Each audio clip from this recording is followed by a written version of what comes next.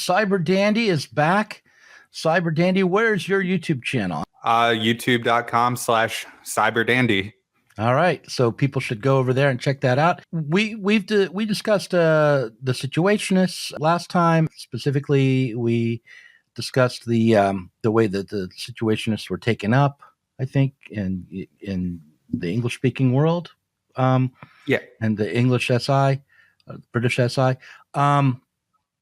So this time we're just going to talk even more broadly about anarchism as opposed to Marxism. I guess the place to start would be way back with the dispute between Bakunin and Karl Marx. The tragedy and a catastrophe that the left has accepted the idea of humans as historical products, simply reflections of their environment. Because what follows from that, of course, is that there's no moral barrier to molding them any way you like. I mean, if humans have no inner nature, if they don't have an inner instinct for freedom, if it's not fundamental to their nature to have free, creative, productive work under their own control, if that's not part of their nature, then why, there's no moral reason for allowing them that space. It's really the implicit premise of ecology that the existing world is the best possible world, in the sense of it's a balanced world which is disturbed through human hubris. So why do I find this problematic? Because I think that this notion of nature as a harmonious, organic, balanced, reproducing, almost living organism, which is then disturbed, perturbed, derailed through human hubris, technological exploitation, and so on, is, I think, a secular version of the religious story of the fall. And the answer should be not that there is no fall, that we are part of nature, but on the contrary, that there is no nature. Self-knowledge becomes freedom because of the particular nature of mind and of Hegel's idea that mind is the ultimate reality of the world. You see, in the historical process up to the point at which we recognize that, if you like, it's our world, that we are all, up to that point, we have really been pawns in the game, because what we take to be foreign and hostile aspects of the world are in fact part of us. But once we come to see that we are everything in the world, then we understand the process. We grasp, if you like, the laws of historical development, and we see that those laws are in fact our own reason. Yes. And when we come to see that, then we are free, because we see the rationality of reality. We no longer struggle against it. We understand it as in fact our own rational principle, and we are free to flow along with it, and indeed to order it and direct it in accordance with those laws of reason. At least there, if not Proudhon and Marx. But yeah, I mean, right. We could definitely talk about Proudhon and Marx's disputes as well. But I thought we'd start with the concept of the dictatorship of the proletariat. Which Marx was an advocate for, and which I think I have come around, despite my early rad lib anarchist days, to accepting as well. This idea of a dictatorship of the proletariat. So what would you, off the bat, what would your objections be to such a proposal? I mean, so one of the confusing things about the debate between anarchists and Marxists, especially around that term, is that some Marxists define this in a very different way than anarchists have assumed. Right. So, for example, the whole idea of a dictatorship of the proletariat sometimes doesn't really mean a dictatorship in the sense of like Mussolini or Hitler. It means that the working class, the state has been absorbed into the working class. Right. And that has not been really understood. The term has been taken at face value a lot of the time. Yeah, and at face value in a contemporary context. So when when Marx talked about the dictatorship of the proletariat, he was juxtaposing it to the dictatorship of the bourgeoisie or the dictatorship of the capitalist class, or even the dictatorship of capital, Mm-hmm. and not to the dictatorship of Mussolini or the dictatorship of Fidel Castro, even right. Right. But there are still difficulties, I think, in this idea of the dictatorship of the proletariat. And it isn't about how much authority some central figure is going to have, or even some party is going to have, particularly, but more, what is the role of the state going to be after revolution? Like, what do we anticipate needing the state for? What would it mean for the proletariat to absorb the state? And how long would the dictatorship of the proletariat be considered to be necessary? Also. Yeah. So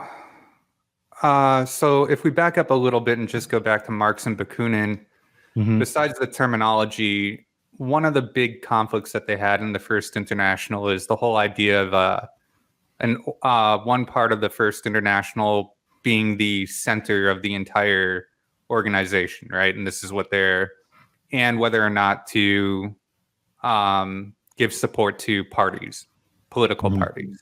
And this is what that and some paranoia about Bakunin's supposed secret society organizations led to Marx convening a Congress at The Hague and with Bakunin and another prominent anarchist in absentia, and they were voted out of the First International. Right. And then its center was moved to America, I think at that meeting, if not shortly after. But so a lot of the rhetoric was about the dictatorship of the proletariat, but the more substantial issue was how are the working class organizations going to interact with the political parties, whether or not to form one, and how to approach parliamentarism. At the time, the social democratic parties certainly would be perhaps a consequence of the embrace of Marxism. For 150 years, we have been the party people could always depend on, because our policies are guided by values, enduring values, which have lost none of their relevance over the past century and a half. The working class was sorely oppressed in the 19th century. Child labor was common, and there was no safety net to speak of. On May 23, 1863, Ferdinand Lassalle founded the General German Workers' Association, a predecessor to the SPD.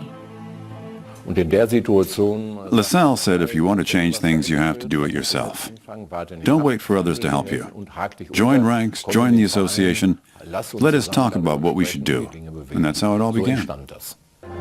In 1878, Chancellor Otto von Bismarck introduced legislation to ban socialist parties and organizations.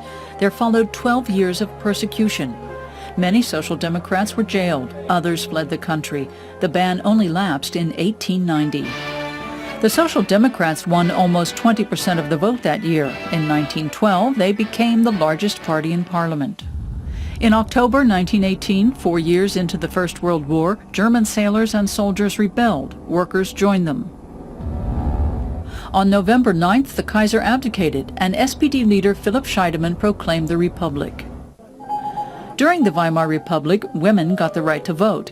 The 8-hour working day was introduced, and trade unions came to represent the workers in wage negotiations. Bakunin, I guess you could say, is sort of the beginning of what would be anarcho-syndicalism, as opposed to Proudhon, who had some more reformist ideas and envisioned something like an investment bank that would be used to fund new cooperatives and fund workers' unions. Bakunin had a more collectivist strategy where the workers' unions themselves would get rid of their own bureaucracies and take over the factories and whatnot and run them themselves. That type of anarchism, anarcho-syndicalism, really became the main form of anarchism all the way from the early 1900s till today. And all the other types, whether it's individualist, ecologically oriented like Bookchin, egoist, they're all really defined in response to anarcho-syndicalism. Mm-hmm. So on the topic of the state, one of the big problems that comes up is Marxists will often look at what anarcho-syndicalists or anarcho-communists advocate and say, well, isn't that a state? And that's where things get complicated, because if you look at the way that anarchists envision this revolutionary organizing, they would oppose a professional military to a militia, would be one way that they would say, okay, this isn't a state because these are voluntary militias. They're not organized through central bureaucracy. And then the other thing would be subservience to the Communist Party. So whereas anarchists would see the IWA as being important for coordinating relations among syndicalist unions, communists would see the necessity for an ideological vanguard, right, which would be the Communist Party, that would orchestrate the revolution by leading the unions. So in the development of that history, especially in response to the Russian Revolution, what anarchists later came to call a specifismo, or the anarchist platform, was a response to this idea of the party, where the communists would say, we need to have control over the Soviets or the syndicates or whatever you want to call them. Anarchists would say, no, what we really need is a specific ideological organization that maintains an ideological purity and is separate, but still inspires the workers' movements. Yeah, I'm a little unclear actually about the idea of this ideological institution that would inspire. Would this be just a propaganda? Engine. Would they just be creating documents, papers? Would these be the journalists? Yeah, you could say propaganda, but in another sense, it would be, creating the main positions of anarchists in whatever region. A good example is if you look at like the CNT in Spain. Attached to that was a group called the FAI. And the FAI were specifically anarchist, whereas the CNT would be a little bit more flexible in its membership. And so what you would have is an anarchist organization, which would be setting kind of the ideological standards for the more general workers' movement. And how would they impose those standards? See, that's where the difference is. They wouldn't impose them. Right. They would simply propagandize. Right.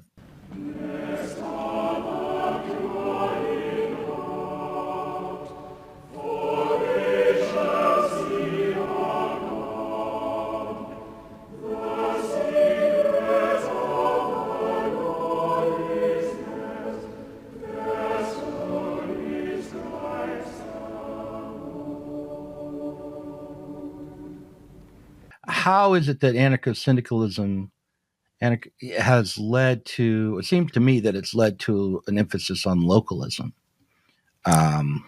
over time, and that, and also that what remains of it today generally isn't seeking political power, but even could be accused of being really leading to lifestyleism, or that the syndicalism is a theory, and then the actual practice is something like countercultural lifestyleism, and or at best maybe you have some communes and some attempts to create an alternative systems of self-government within the capitalist states that where they come up.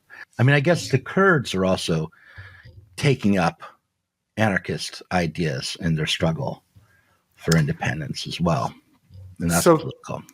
Yeah, so some of this is a bit of an American bias because our labor history here is so liberal that besides the IWW and some more radical sections of like the CIO, there's not a really prevalent syndicalist effort in the United States, at least since World War II. And that's not the case in France. That's not the case in Spain, Greece, all of these Latin America.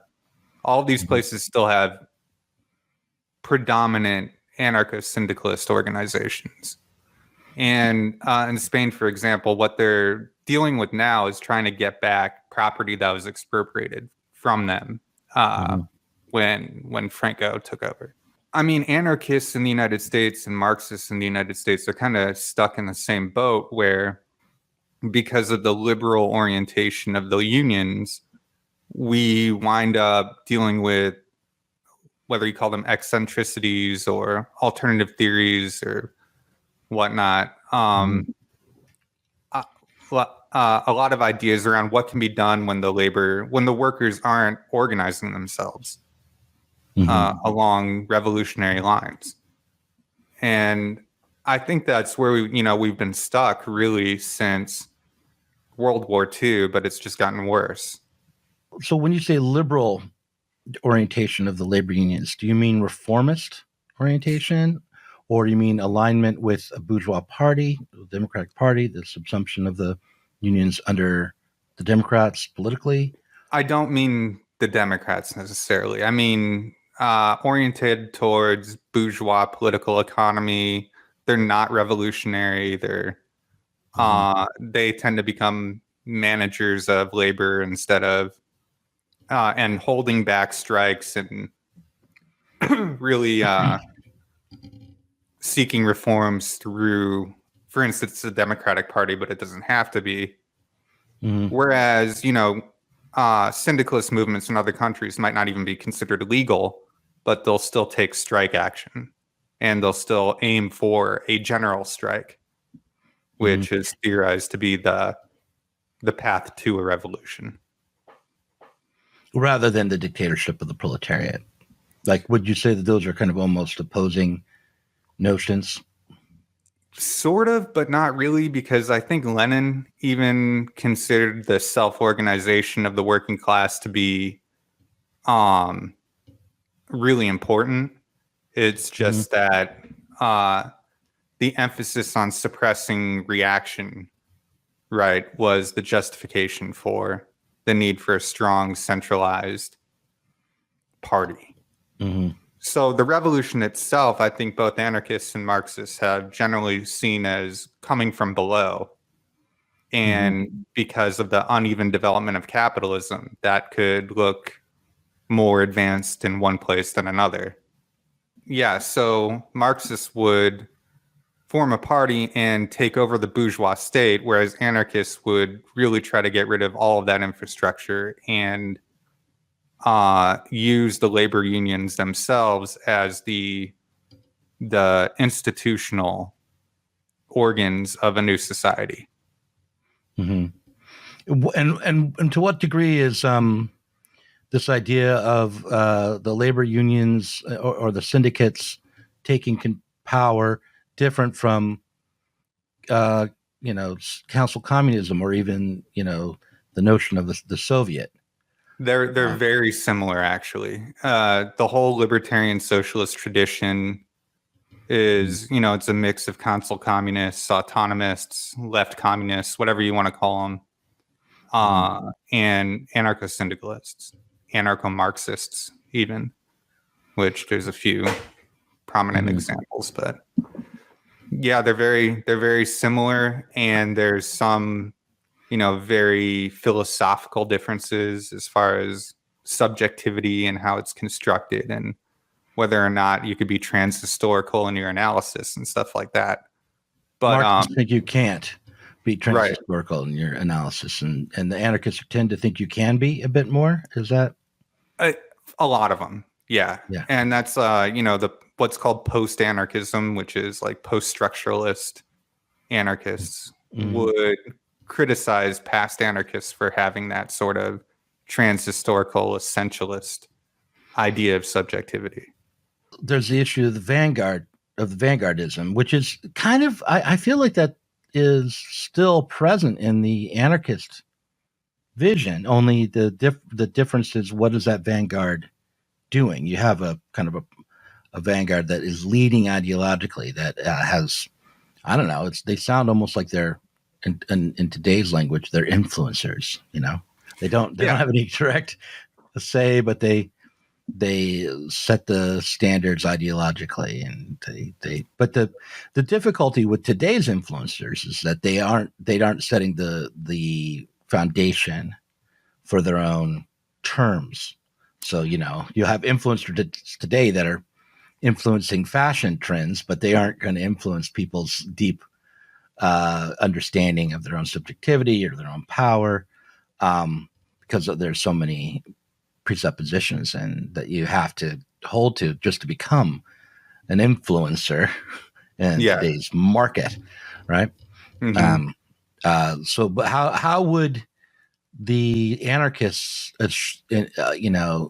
ensure that their ideological understanding was the dominant influence on the workers' struggle?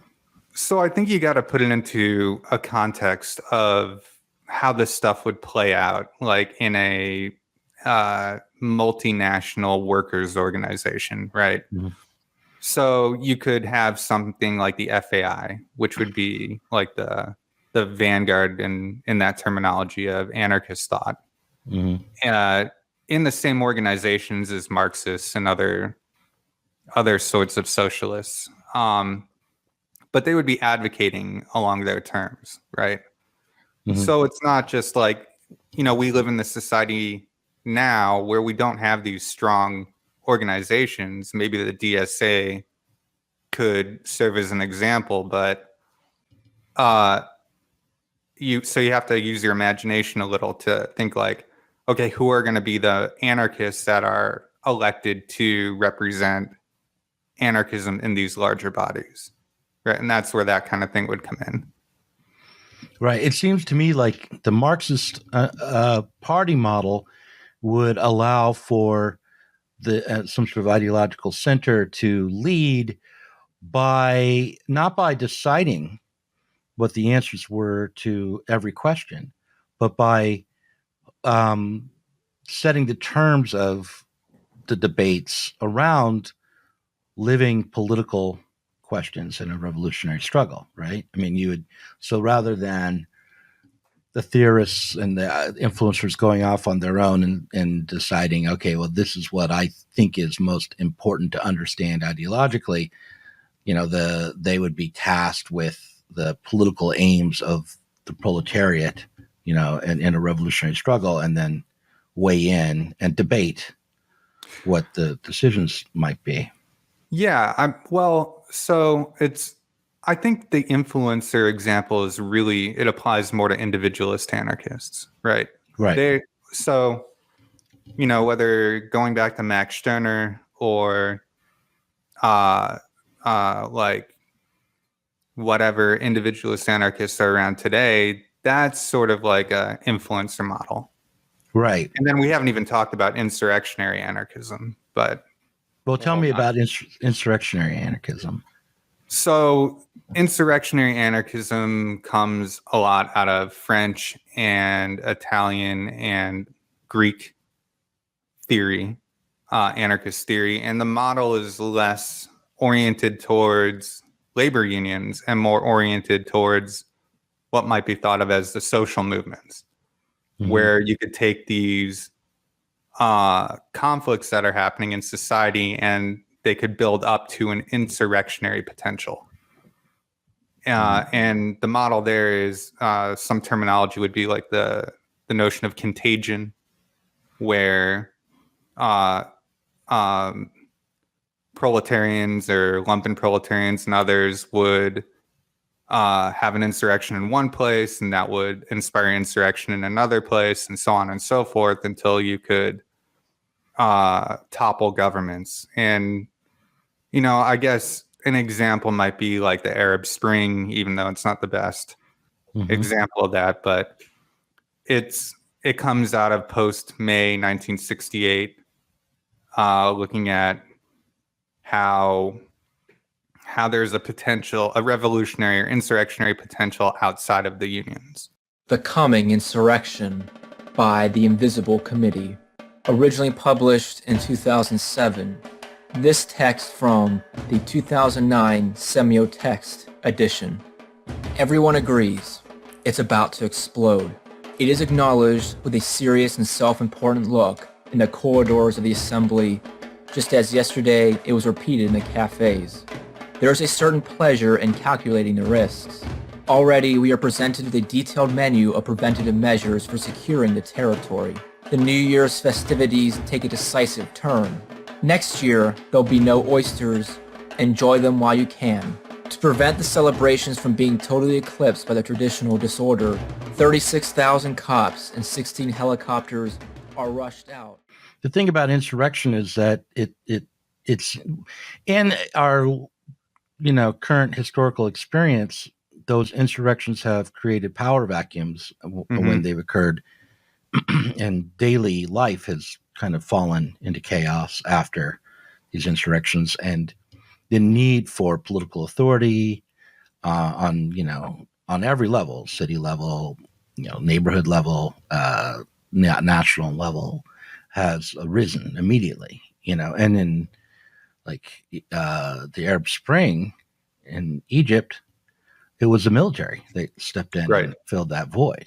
And they were, hailed as liberators as they imposed martial law. Right, because they're seen as being distinct from the whatever they called their.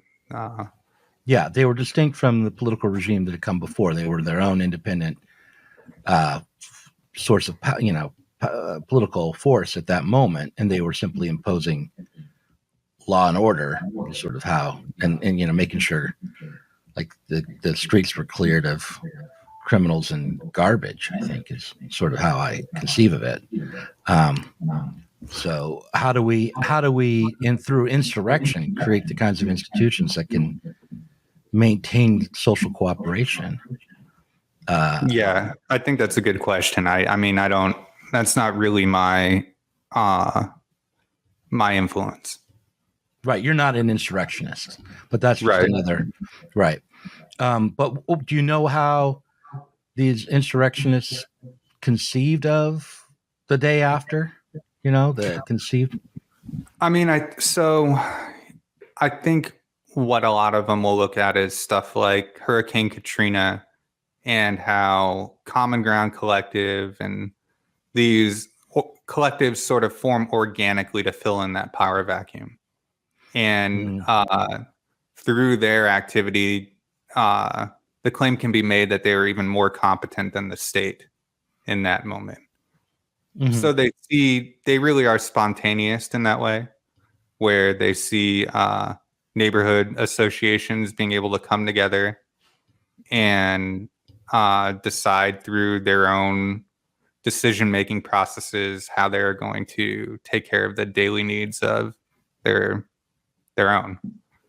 I mean, but the claim that they were even more competent than the state could be taken up as like a pretty right-wing claim, because for a while the idea that private institutions, nonprofit institutions, charitable institutions are better positioned to take care of communities and the most disadvantaged than the state is, and that we can rely upon the institutions of civil society to take care of the most disenfranchised people, is a kind of neoliberal mantra. I mean, so it is, and there's actually some interesting similarities between conservative, like I think his name is Burke or something like that, conservative thought and anarcho-communism.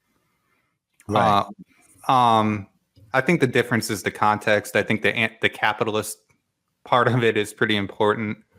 And of course, anarchists are against nationalism. So, right. But I mean, but the rolling back of the responsibility of the state under neoliberalism,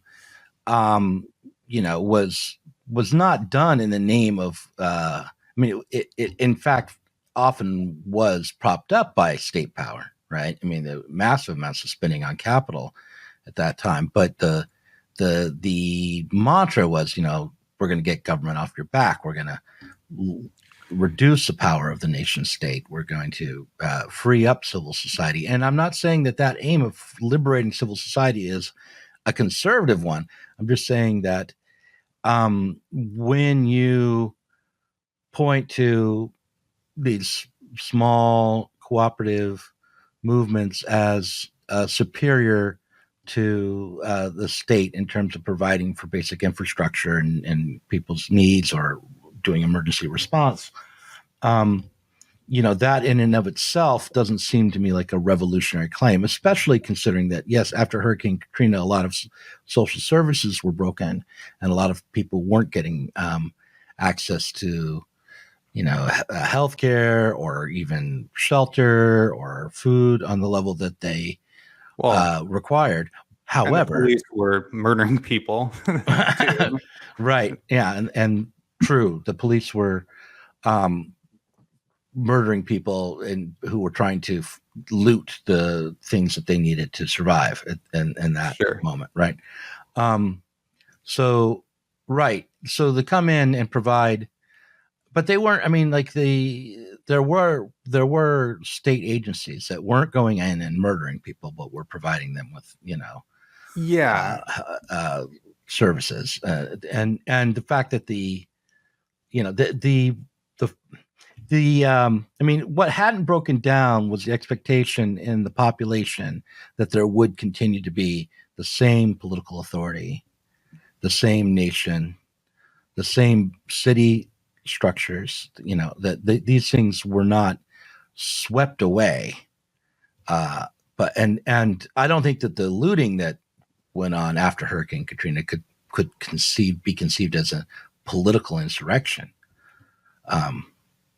Right. Yeah, that really, it depends on, that's another terminology thing, which I think is interesting lately with the whole January 6th reporting, calling that an insurrection. And I mean, yeah, it's debatable whether or not you could really apply that term. Well, at least it had a political aim, but it wasn't an insurrection. Right. By insurrection, we generally mean the breakdown of law and order, right?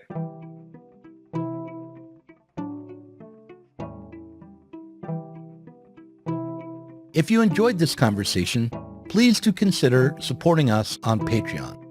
Our patrons help to make sure that Sublation Media can continue to provide interviews, videos, books, and articles that are critical of the left from the left. If you are tired of remaining stuck within bourgeois ideologies and politics, help us sublate them both.